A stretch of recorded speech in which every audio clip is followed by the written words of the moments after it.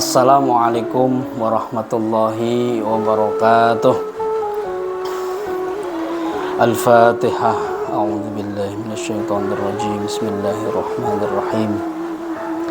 Alhamdulillahi rabbil alamin arrahmanirrahim maliki yaumiddin. Iyyaka na'budu wa iyyaka nasta'in. Ihdinas siratal mustaqim siratal ladzina an'amta 'alaihim ghairil maghdubi 'alaihim waladdallin. Amin. Bismillahirrahmanirrahim. Alhamdulillahi rabbil alamin.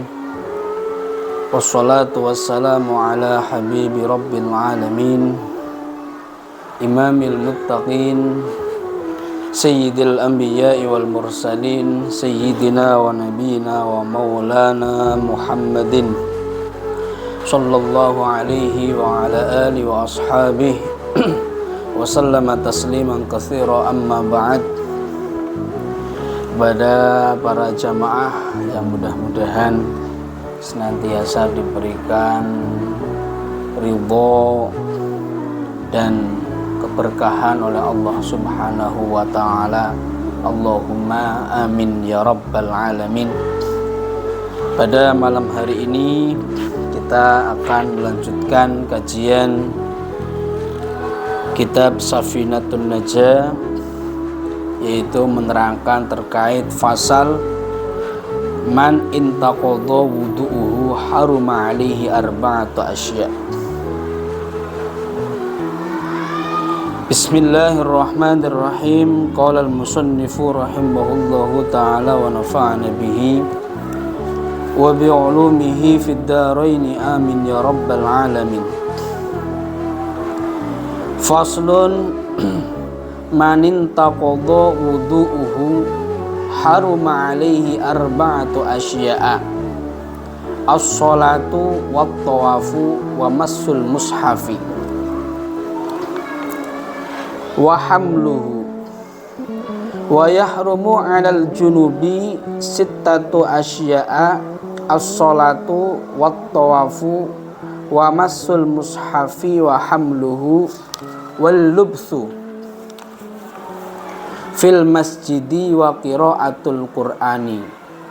Wa yahrumu bil haidi asyratu asya'a: as-salatu wat tawafu wa massul mushafi wa hamluhu wal lubthu fil masjidi wa qiraatul qur'ani was shaumu wat talaqu wal mururu fil masjidi in khafat talwithahu wal istimta'u bima baina surrati war rukbati.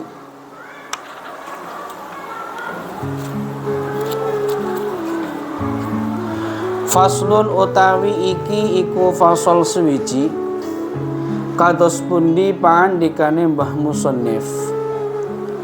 Man utawi sapa bene wong iku intaqadha kang batal opo wudu'uhu wudune man, haruma mengko haram alaihi ingatase man opo arba'atu asya'a papat piro-piro perkara.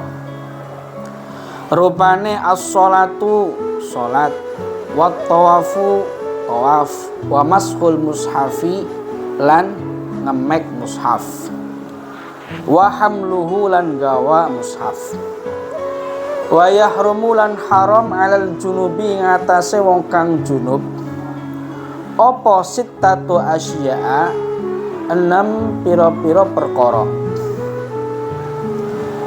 Rupane as-sholatu salat, wa tawafu lan tawaf, wa massul mushafi lan ngemek mushaf, wa hamluhu lan gawa mushaf, wal lubthu lan meneng fil masjidi ing dalam masjid, wa qiraatul qur'ani lan maca Qur'an, wa yahrumu lan haram bil haidi sebab haid apa asyratu asya'a 10 pira-pira perkara.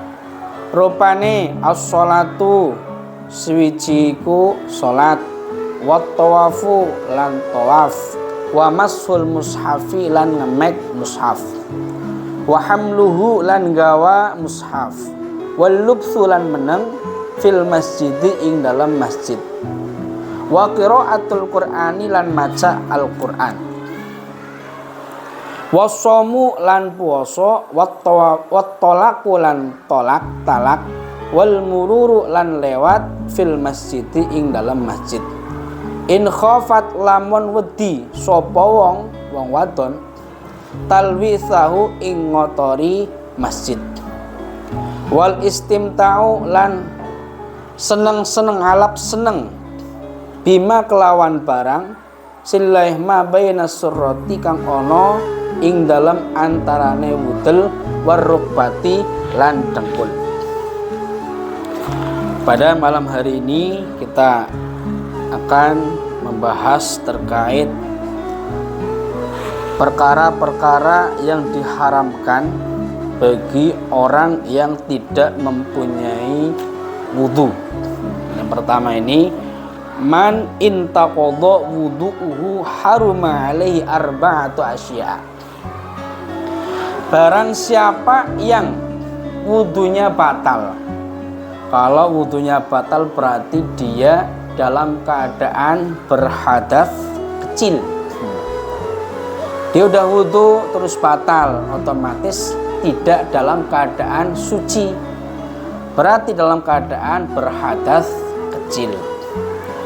Nah, orang yang wudunya batal, orang yang berhadas kecil di sini, maka haram baginya 4 perkara. Haram itu ketika dikerjakan mendapatkan dosa, ketika ditinggalkan mendapatkan pahala.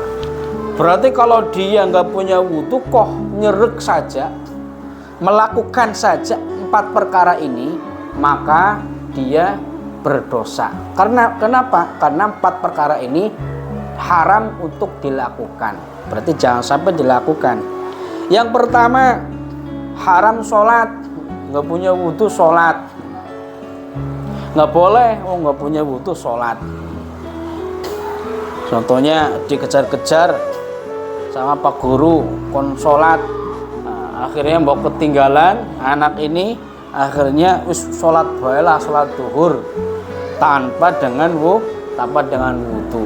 Ya, sholatnya itu tidak sah, malah hukumnya haram ketika tetap saja melakukan sholat.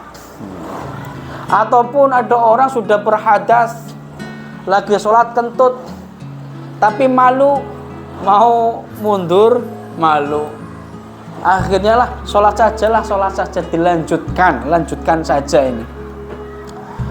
Akhirnya berlanjut sholat. Orang yang seperti ini hukumnya haram. Kenapa? Karena sudah kentut, makanya harus kalau udah kentut kan batal sholatnya. Kenapa? Karena tidak membawa wudhu, berarti berhadas kecil. Karena syaratnya sholat harus suci daripada hadas, baik hadas kecil ataupun hadas besar. Lah ini kok dilanjutkan saja, berarti berdosa. Berdosa orang sholat tanpa wudhu, kecuali memang ini lagi belajar sholat. Contohnya di sekolahan ataupun di mana ada pelajaran praktek sholat. Nah, hanya praktek sholat saja, belajar sholat, Allahu Akbar tanpa wudu itu nggak apa-apa, karena bukan sholat beneran, tapi lagi praktek ataupun belajar sholat begitu. Yang haram di sini itu sholat beneran, mau sholat sunnah ataupun sholat wajib sama saja. Yang kedua, orang yang nggak punya wudu haram tawaf. Tawaf itu mengelilingi Ka'bah. Ini biasanya orang yang umroh ataupun orang yang haji. Nah, ini ada yang dilakukan yaitu tawaf, mengelilingi Ka'bah, berlawanan dengan arah jarum jam. Kalau jarum jam kan kanan. Nah, kalau tawaf itu ke kiri. Nah, ini ketika orang tersebut itu batal wudunya, maka haram melanjutkan tawaf seperti itu. Lah bagaimana wong di Ka'bah itu berumpul-umpulan antara laki-laki dan perempuan? Ya menghindar. Kalau kita memakai mazhab Syafi'i asli, ya kita menghindar, jangan sampai bersentuhan dengan yang lain jenis yang bisa membatalkan wudhu kita. Insya Allah bisa.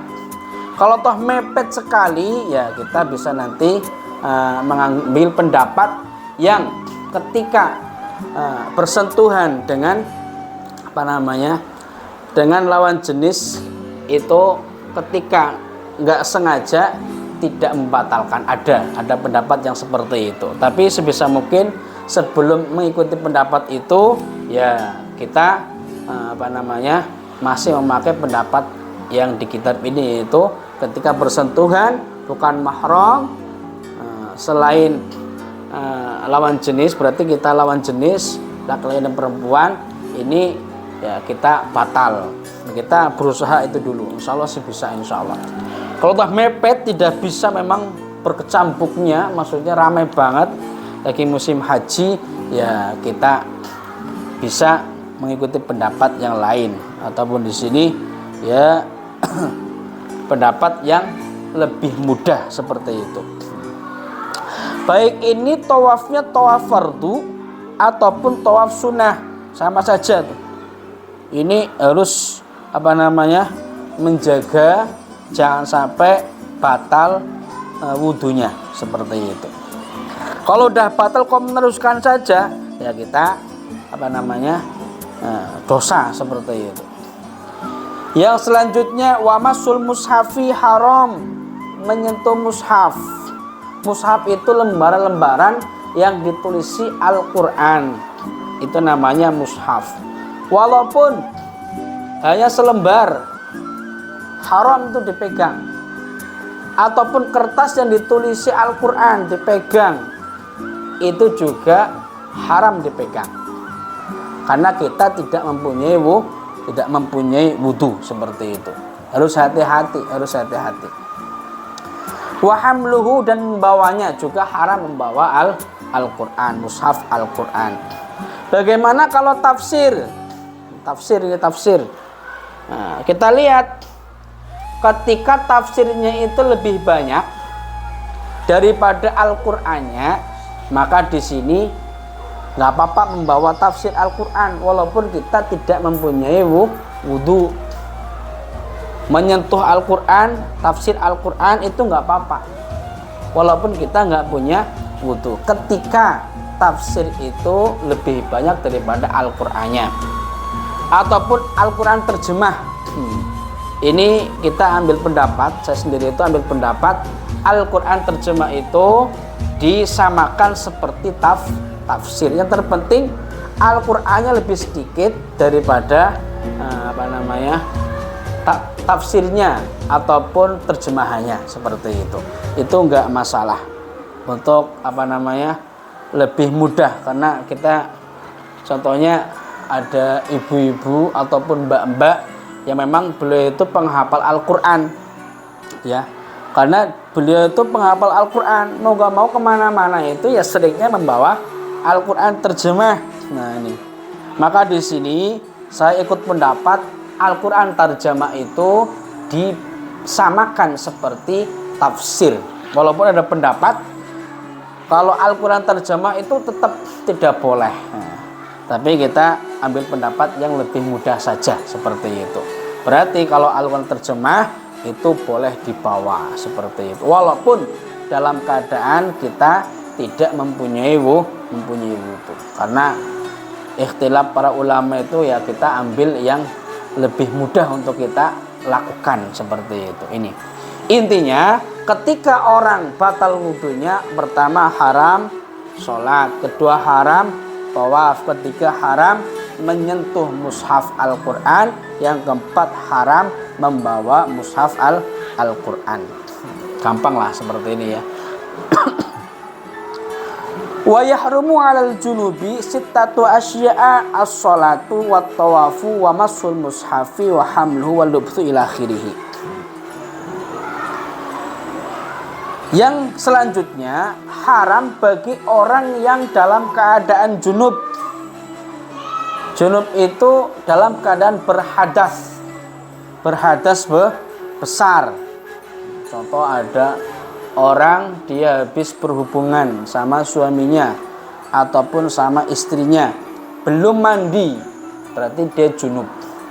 Ataupun ada anak ataupun orang dia habis mimpi basah, belum mandi, berarti dia masih dalam keadaan junub. Kalau orang masih dalam keadaan junub, maka haram baginya 6 perkara. Yang pertama haram sholat, yang kedua haram tawaf, yang selanjutnya haram menyentuh mushaf Al-Quran, haram membawa Al-Quran, mushaf Al-Quran. Yang selanjutnya wal lubthu fil masjid, haram berdiam diri di dalam masjid, itu nggak boleh. Lagi junub sholat saja, lah dingin banget, lagi musim hujan, mandinya nanti saja, nggak boleh, karena syarat itu harus dilakukan dulu. Berarti harus hilang dulu junubnya, hilang dulu hadasnya, baru kita boleh sholat. Karena dulu saya pernah ngaji di pegunungan, ini sama bapak-bapak sama mbah-mbah, itu ada yang tanya, Pak, gini gimana kalau lagi musim dingin, nggak malam habis junub, saya sholat subuh dulu lah, nanti mandinya ya mandan awan-awan jam tujuan. Saya itu seringnya begitu, Pak, gimana ini? Apakah saya sholatnya sah apa tidak subuhannya?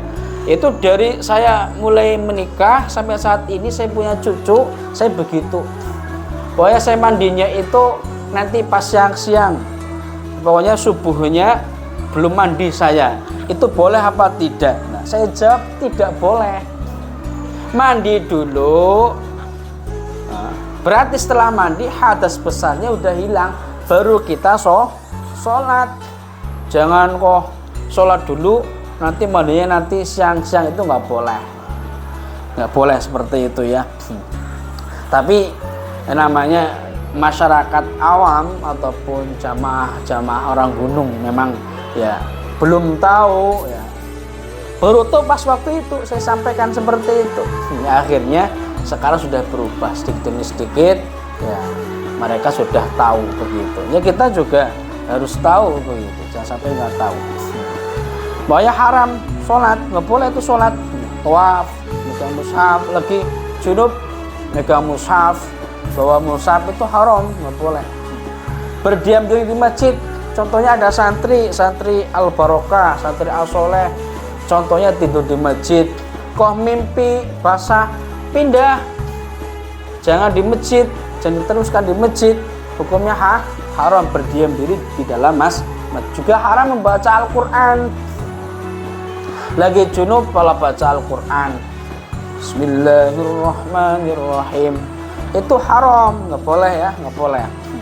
Bagaimana kalau bukan Al-Quran? Contoh burdah, baca burdah, baca lalaran Alfiyah Ibn Malik, lalaran yang lain, contoh Aqidatul Awam, ataupun Hidayatus Sibyan Hidayatus Sibyan, ataupun yang lainnya. Bagaimana, boleh apa enggak? Ya nggak apa-apa. Kenapa? Karena bukan Al-Quran, itu nggak apa-apa. Tapi ya kurang beradab, karena kita dalam keadaan tidak suci begitu. Bagusnya ya ketika lagi dalam keadaan suci dari hadas kecil ataupun hadas besar, kita baca-baca kitab-kitab seperti itu, baca hadis itu. Tapi sebenarnya tidak haram loh. Lagi junub baca hadis, An Abi Hurairah radhiyallahu anhu, itu dibaca hadisnya, hadatsana, itu nggak haram. Tapi ya patute ya, pantese ya, nggak patut lah kita nggak beradab, berarti kita nggak ada tata krama dengan apa yang kita baca. Hadis itu adalah sabdanya Nabi ya. Kita ketika baca hadis kita harus hormat. Kalau kita ngaji saja ini kan bukan sabdanya Nabi, ini karangan ulama.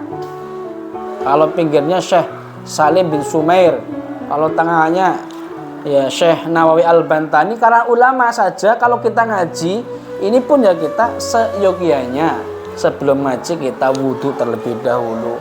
Kalau kita lagi hadas kecil, kita mandi terlebih dahulu. Kalau kita lagi hadas besar gitu.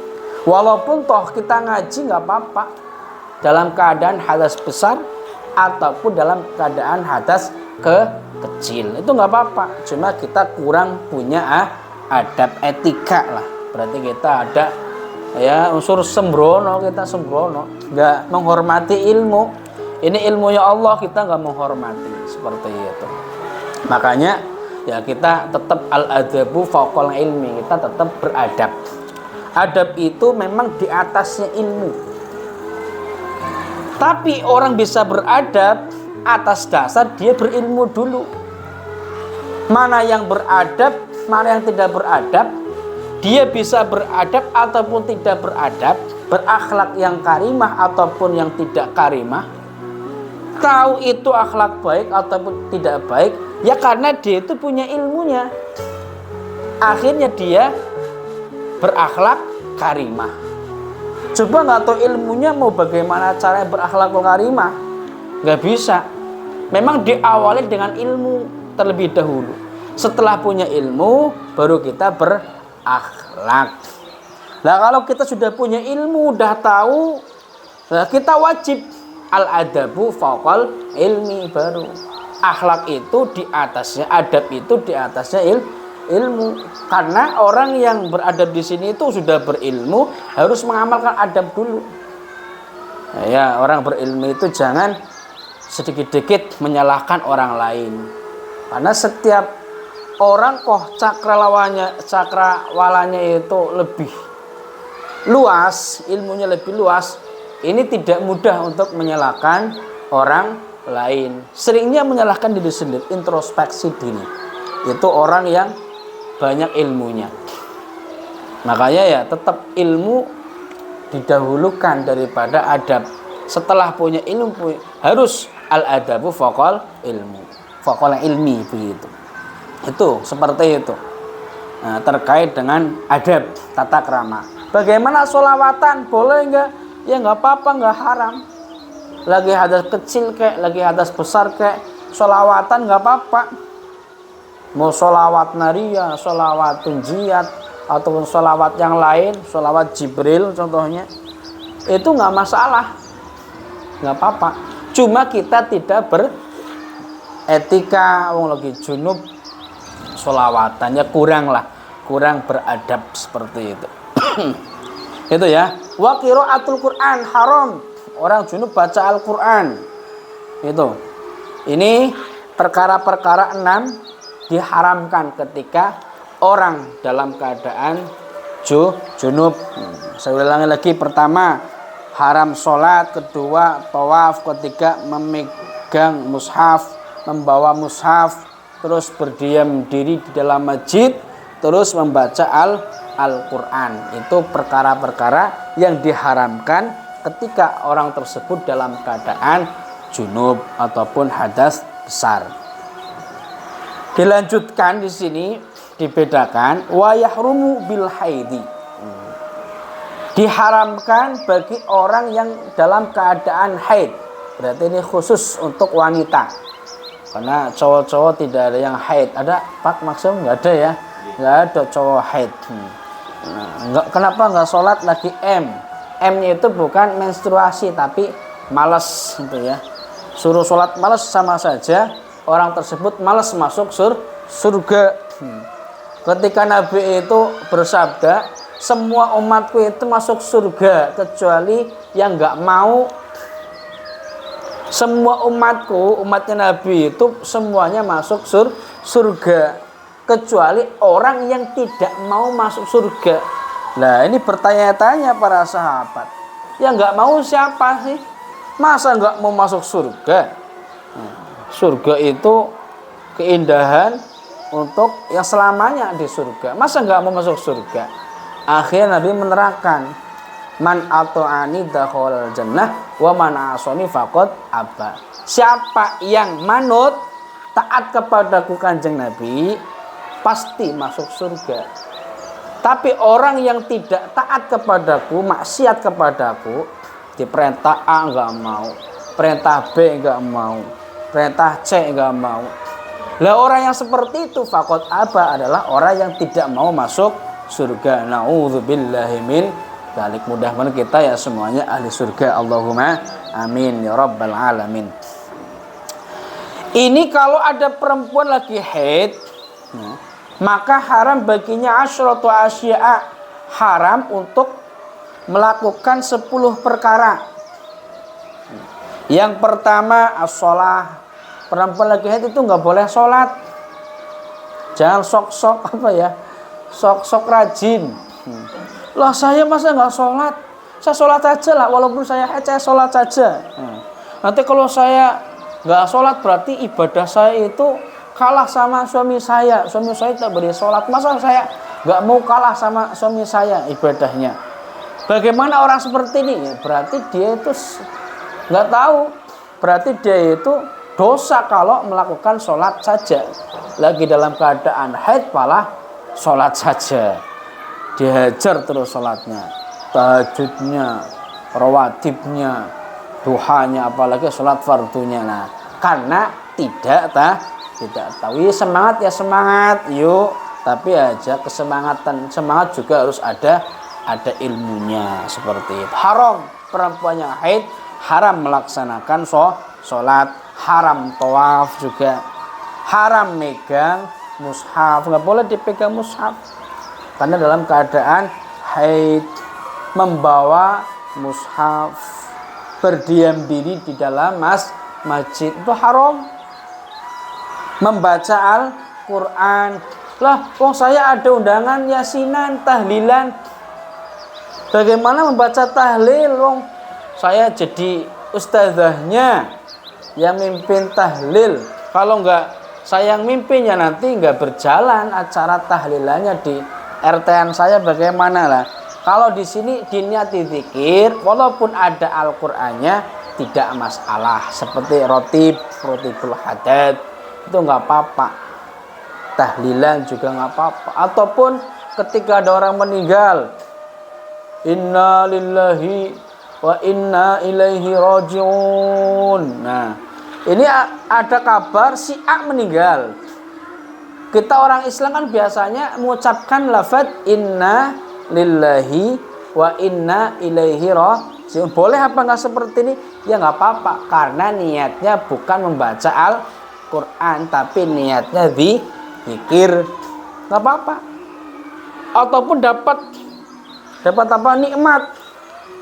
Diberikan nikmat karena memang ini wanita solehah banget ya. Akhirnya mengucapkan alhamdulillahirabbil alamin. Padahal kalau kita lihat lafaz alhamdulillahirabbil alamin itu termasuk ayat daripada ayat-ayat Al-Qur'an. Kan ada di surah Al-Fatihah. Kok dia baca? Kalau diniati zikir kepada Allah enggak masalah, tidak berdosa. Yang dosa itu niat membaca alhamdulillah itu membaca Al-Qur'an, maka hukumnya haram. Contoh lagi, memang udah kebiasaan ibu-ibu ini, mak-mak ini udah biasa. Biasa apa? Membaca bismillah. Mau masak baca bismillah. Mau nganter anak sekolah baca bismillah. Mau naik motor baca bismillah. Starter motor ya baca bismillah. Pokoknya kegiatan-kegiatan yang baik-baik itu selalu diawali dengan bacaan basmalah. Karena memang ini wanita solehah, ibu-ibu solehah, kayak ibu-ibu wali murid SD ITA soleh itu ibu-ibu solehah semuanya. Memang baca bismillah kemana? Bismillah, bismillah, bismillah, bismillah, bismillah. Lah ini apakah hukumnya haram? Ketika mau berangkat sekolah ngantar anaknya, putranya ke SD ITA Soleh, baca bismillahirrahmanirrahim, apakah berdosa, apakah tidak. Kenapa? Karena lafaz bismillahirrahmanirrahim termasuk satu ayat daripada surah Al-Fatihah. Surah Al-Fatihah termasuk daripada Al-Quran. Berarti saya dosa apa tidak membaca bismillahirrahmanirrahim? Tidak berdosa. Kenapa? Karena kita niatnya itu membaca bismillahirrahmanirrahim, bukan niat membaca Al-Quran, tapi niatnya berzikir kepada Allah Subhanahu wa ta'ala. Kalau niat zikir itu nggak apa-apa, begitu. Apalagi ibu-ibu ustazah. Nah, ini ibu-ibu ustazah yang memang guru PAI, ngajarnya ngajar Quran hadis. Memang setiap harinya ngajar Al-Quran. Lah bagaimana kalau lagi haid? Lagi haid. Lah sorogan apalagi guru-guru as-soleh, guru-guru SDT as-soleh, mau guru laki-laki pak guru ataupun bu guru, kan setiap hari, setiap pagi dari jam 7 sampai jam 9 kurang seperempat setelah sholat duha, mereka mengajarkan Al-Quran sorogan loh. Sorogan Al-Quran, lah anaknya baca. Lah ketika salah apakah boleh membenarkan apa? Bismillahirrahmanirrahim. Masa untuk membenarkan? Masa begitu? Bismillahirrahmanirrahim. Masa hanya begitu? Nah, untuk pengajar seperti ini juga boleh membenarkan. Bismillahirrahmanirrahim. Hir gitu, hir dimasukkan keroknya hir. Oh gitu. Boleh nggak? Ini kan membaca Al-Quran, tapi diniati itu zikir belajar seperti itu. Nggak masalah karena memang ya kita tahu caranya seperti itu. Coba kalau nggak boleh, ya akhirnya bu guru ustazah ya itu bingung. Lagi belajar menghafalkan juz amma, ketika lagi haid pokoknya ayo baca surah An-Naba, dibaca. Nah kalau ngapal nggak dituntun sama gurunya nggak bisa guru hanya ini. Hari ini anak-anak kita menghafal surah An-Naba bersama-sama. Karena ibu guru lagi dalam keadaan haid, maka bu guru hanya menyuruh kalian pokoknya dihafal ya. Hari ini pelajaran tahfidz itu hanya 2 jam pelajaran, berarti ya 1 jam 60 menit seperti itu. Pokoknya dihafal An-Naba hari ini.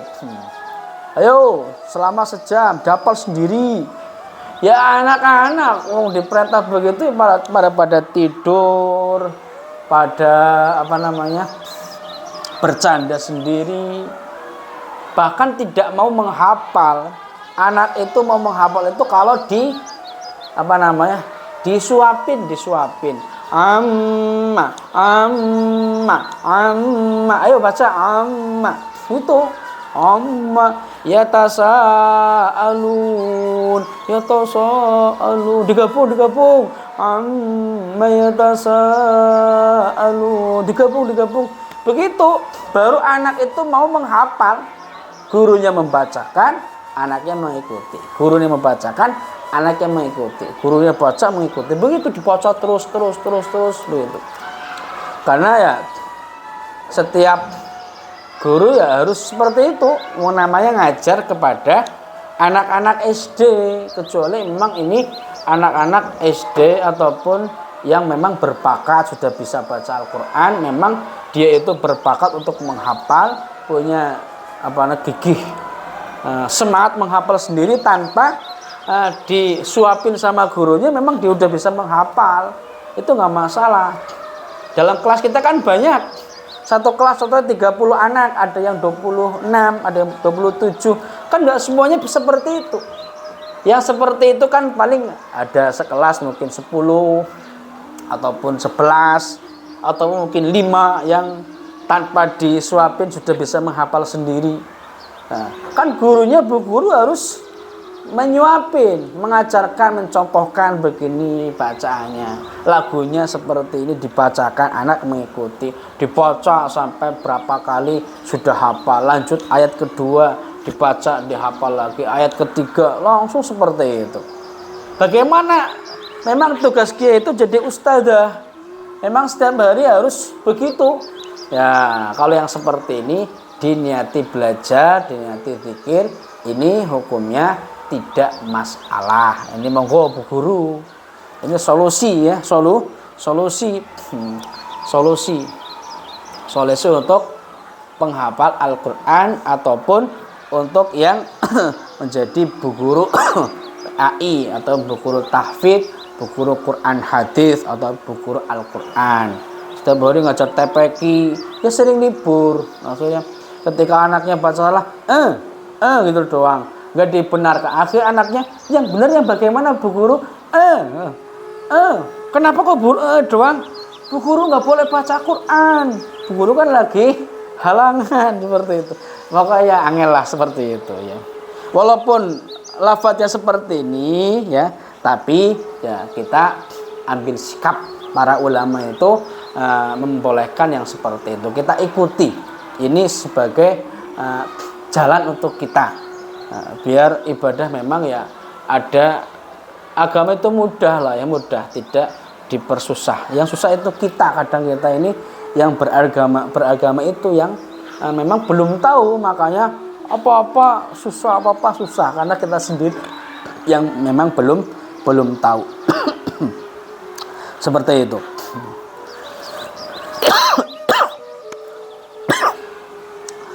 Lanjutnya, wa qiraatul Qur'an wasomu, haram puasa. Perempuan yang haid itu hukumnya haram berpuasa, nggak boleh berpuasa. Lah saya puasa saja lah, walaupun haid nggak apa-apa lah, daripada besok mengqadha, nggak boleh. Langsung batal dan haram ketika dilanjutkan. Walaupun contoh ada perempuan lagi puasa, contohnya maghrib itu jam 6 pas, 6 sore pas maghribnya. Jam 6 kurang 5 menit datang bulan haid, langsung batal puasanya. Nggak boleh tanggung, ini tinggal 5 menit lagi masa dibatalkan puasa, pokoknya batal. Besok di hari itu ini perempuan tersebut itu wajib mengqadhanya di hari itu.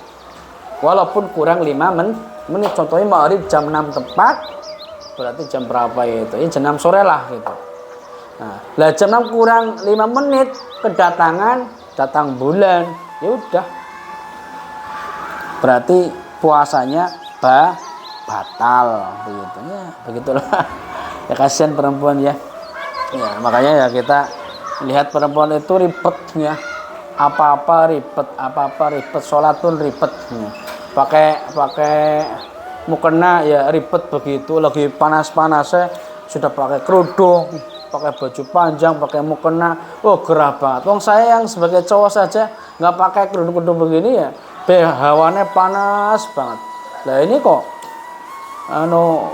ya pokoknya jadi perempuan itu ribet seperti itu. Ya kita alhamdulillah ciptakan jadi manusia laki-laki seperti itu.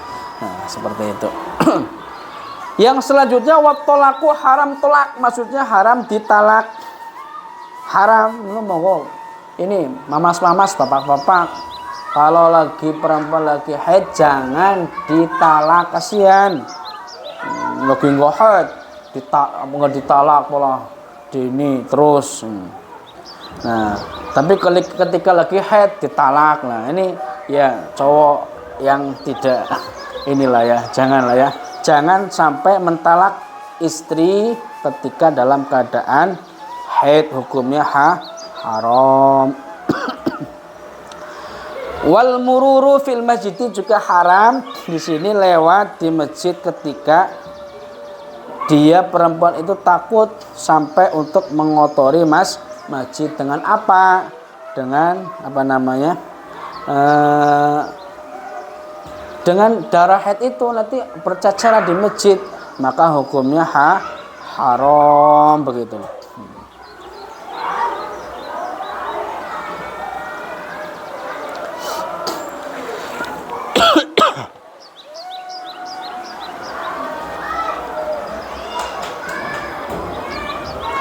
Lanjut.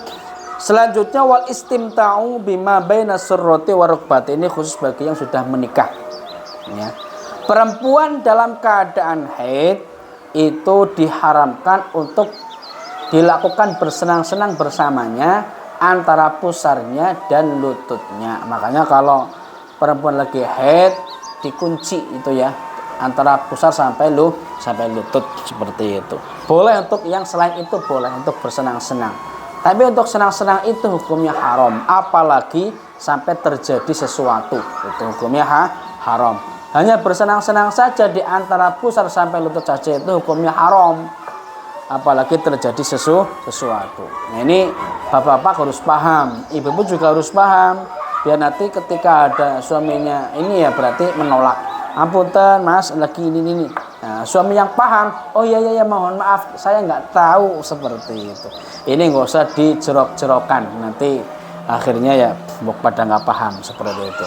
Ini sekelumit terkait dengan perkara-perkara yang diharamkan ketika lagi hadas kecil, nggak punya wudhu, lagi junub, dan perempuan lagi dalam keadaan haid. Mudah-mudahan pertemuan ini diberikan ilmu yang manfaat, yang barokah, dan mudah-mudahan kita semuanya diberikan kesehatan zahir batin dan diberikan keistiqomahan untuk mengkaji ilmu-ilmu Allah Subhanahu wa taala. Allahumma amin ya rabbal alamin. Wallahu a'lam bishawab. Wassalamualaikum warahmatullahi wabarakatuh.